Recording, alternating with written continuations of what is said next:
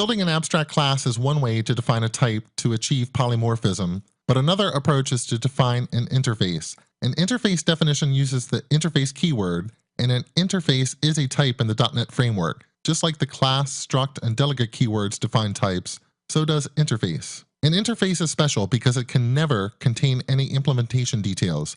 When you define an interface, you're defining an API for an object. That is, any object that implements an interface is guaranteed to have the members an interface describes.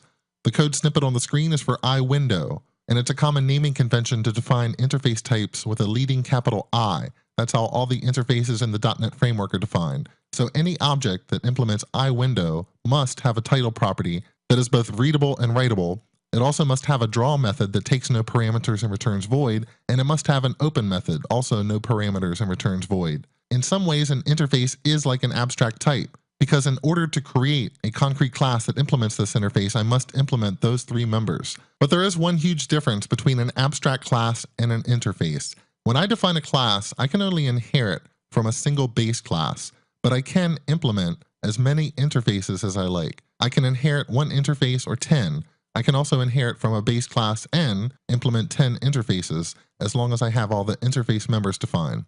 So the interface is the ultimate abstraction because an interface allows you to define the API your software needs without defining any of the implementation details. And because any class or struct can inherit from any interface, interfaces are extremely flexible. People will occasionally ask me if they should be using abstract base classes or interfaces, and I generally favor interfaces. That's just because over the years I've never looked at an interface and said, oh, I wish that was an abstract class. But I have looked at an abstract class and said, oh, I wish that was an interface. Because abstract classes can be a bit rigid and make for a complicated inheritance tree.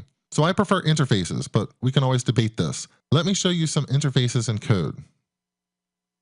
In the grades project, if I really do have to work with a wide variety of different types of gradebooks and grade trackers, I might decide that I want to work with an interface definition instead of an abstract base class. So instead of a grade tracker type, I would like an iGrade tracker, where iGrade tracker is an interface that defines a programming API so I can add grades and compute statistics. In Visual Studio, if I put the cursor on iGrade tracker and press Ctrl-, Visual Studio will give me an option to generate an interface iGrade tracker in a new file. That's the option I'm going to select.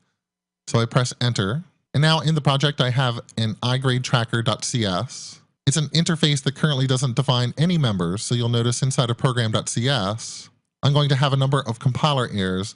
Let me go ahead and make some changes so that create gradebook returns something that implements iGrade tracker, and write results takes an iGrade tracker. So does save grades. So does add grades. Also get book name, and that should be all of the changes that I need. Of course, currently, since this interface does not define any members, I have no ability to write grades or add grades or do anything useful with an iGrade tracker. So let me borrow some of the code from Grade Tracker. I'm going to take these first 3 lines and paste them into my interface definition.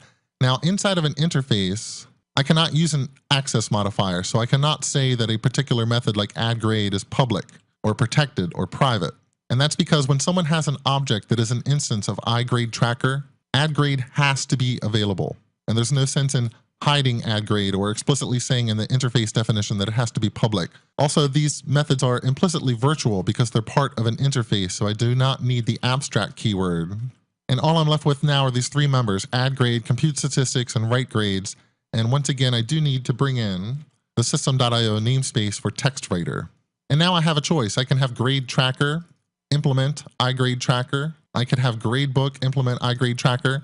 The way you implement an interface is to use a colon and list the interface name that you want here. So this grade tracker is now an iGrade tracker, and it's providing those members that iGrade tracker demands, even if they are abstract members. So I'm satisfying the constraints of this interface. But of course, what's great about implementing an interface or inheriting from an interface is I can also choose a base class that I want to inherit from. And if you do want to derive from a specific class, in addition to implementing an interface, the class that you're inheriting from, that has to come first in this list. So I can say object, comma, iGradeTracker, but really no one ever clutters up their code by explicitly saying they inherit from system.object. That's always implicit. So I'm going to leave that piece off. Now back in program.cs, I'm still going to have at least one error because my interface doesn't say anything about this object having a property name. And the C# compiler says, you're passing me an iGradeTracker, but an object that implements this interface isn't guaranteed to have a name property, so it's giving me an error message. I will also need to go to my iGradeTracker and say that anything that implements this interface needs to have a name property that you can read and write. And now I have an inheritance hierarchy where even my throwaway gradebook is an iGradeTracker because throwaway gradebook inherits from a class which inherits from a class which implements this interface iGradeTracker. And now I should be able to build and run the program and it's still behaving the same.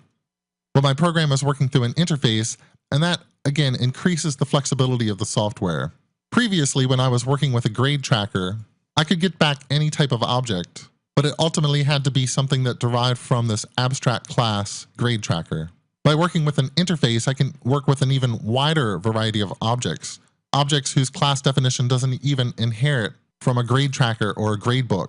The only guarantee that I need is that the object that's being created and worked with here implements this interface iGradeTracker.